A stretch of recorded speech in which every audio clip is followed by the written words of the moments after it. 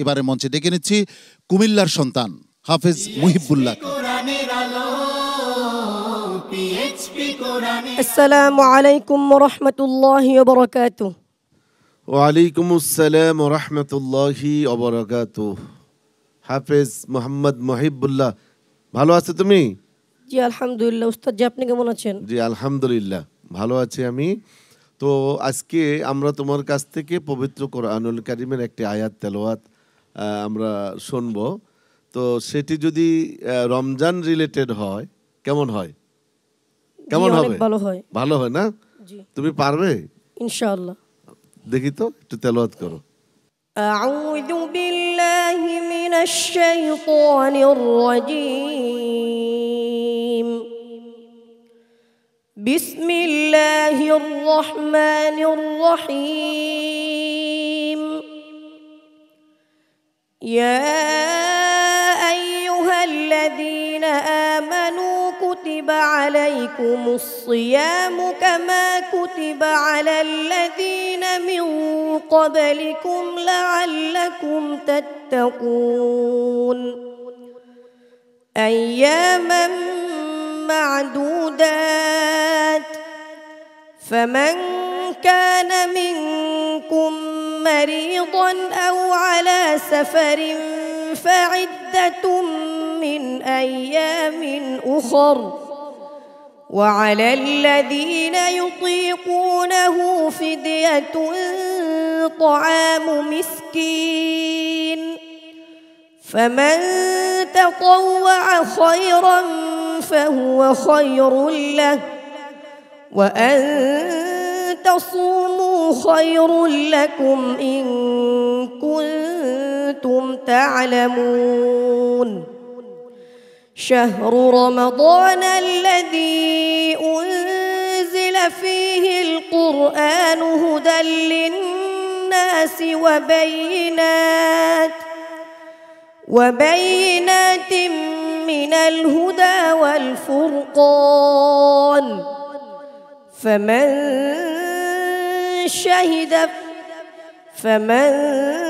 شهد منكم الشهر فليصم ومن كان مريضا أو على سفر فعدة من أيام أخر يريد الله بكم اليسر ولا يريد بكم العسر ولتكملوا العدة ولتكبروا الله على ما هداكم ولعلكم تشكرون.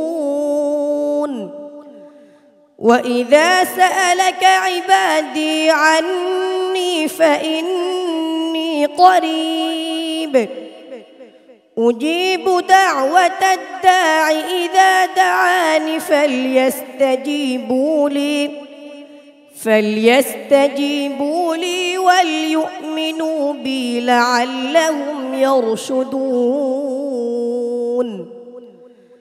أحل لكم ليلة الصيام الرفث إلى نسائكم هن لباس لكم وأنتم لباس لهن علم الله أنكم كنتم تختانون أنفسكم فتاب عليكم وعفى عنكم فالآن باشروهن وابتغوا ما كتب الله لكم وكلوا واشربوا حتى يتبين لكم الخيط الأبيض من الخيط الأسود من الفجر ثم أتموا الصيام إلى الليل ولا تباشروهن